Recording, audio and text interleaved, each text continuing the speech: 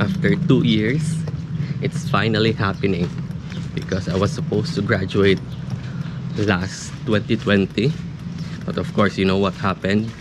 But now it's back.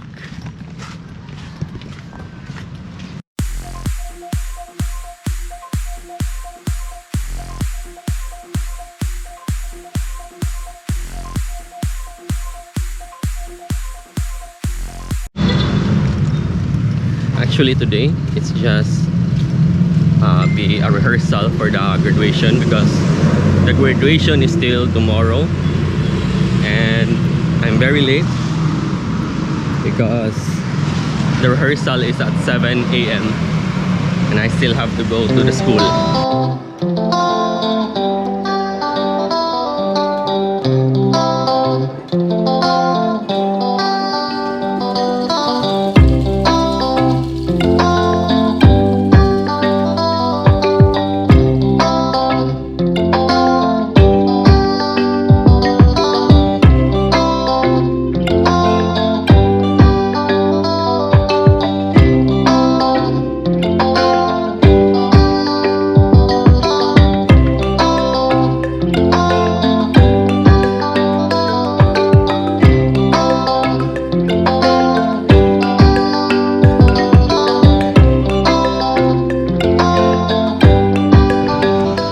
Here at CIT now, and for the practice I actually forgot my cap which is needed for the rehearsal. I think that's okay. I hope it's okay.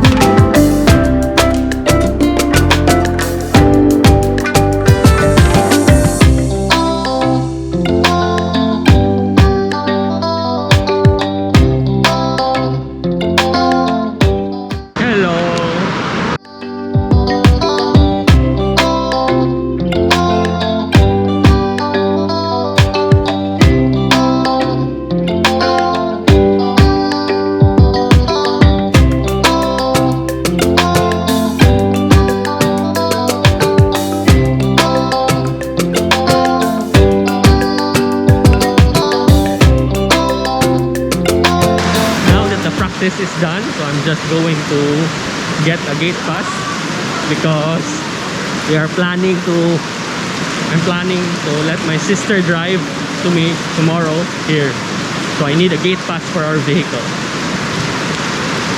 And it's raining very hard.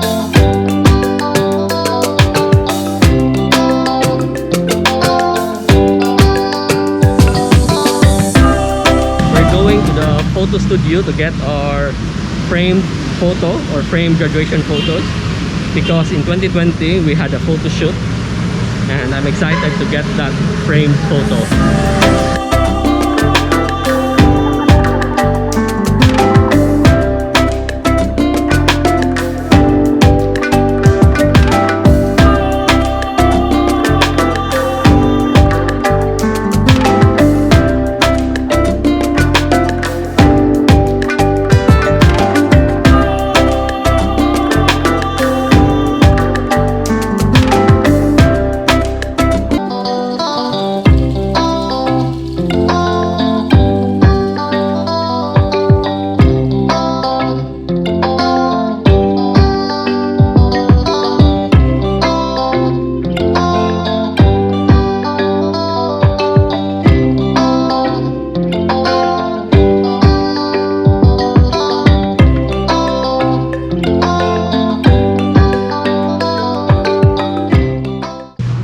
my photo in 2013.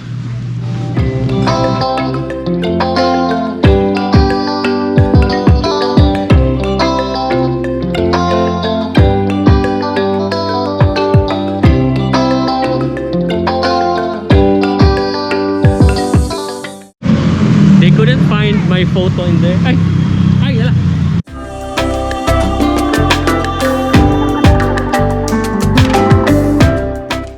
Thankfully, they found my photo.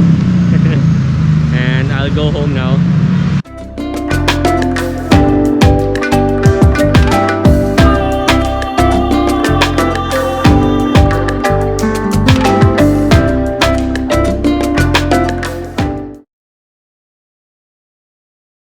Okay, today is the day. It's graduation day and we're going now.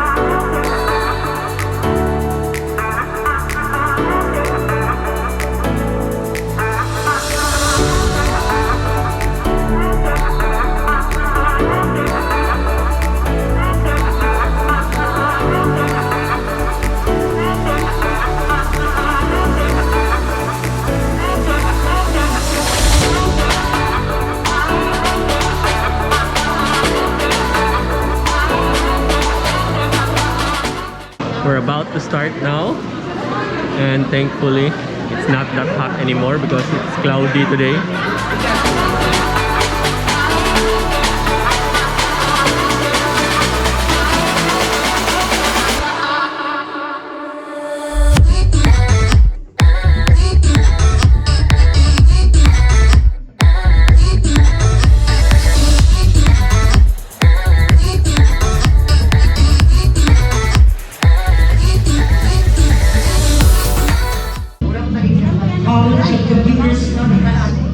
Doctor in Information Technology.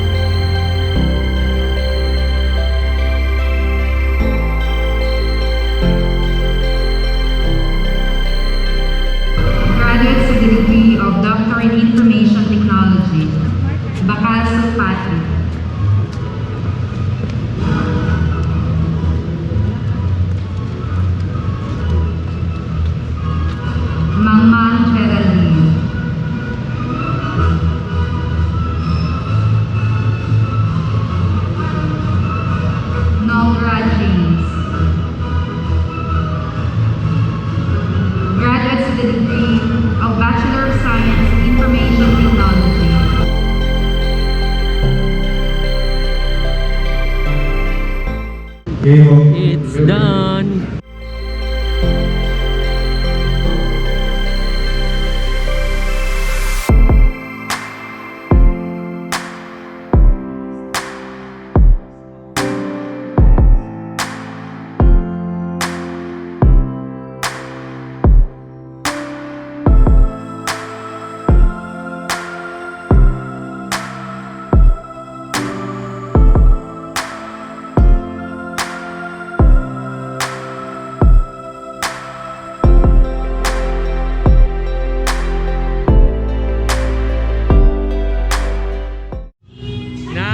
Graduation is done, so we're going to the university seal in front of the school campus to take more photos.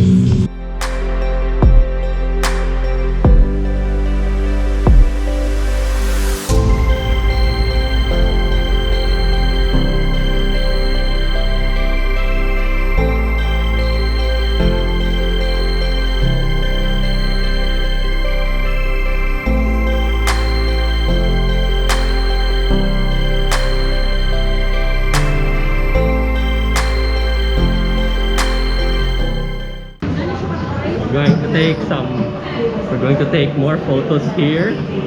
This is where our classrooms are.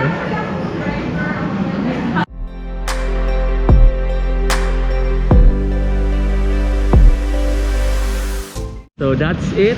The event is done, and I already graduated 2020, so 2 years ago, but I just attended this event and thankfully it's over now.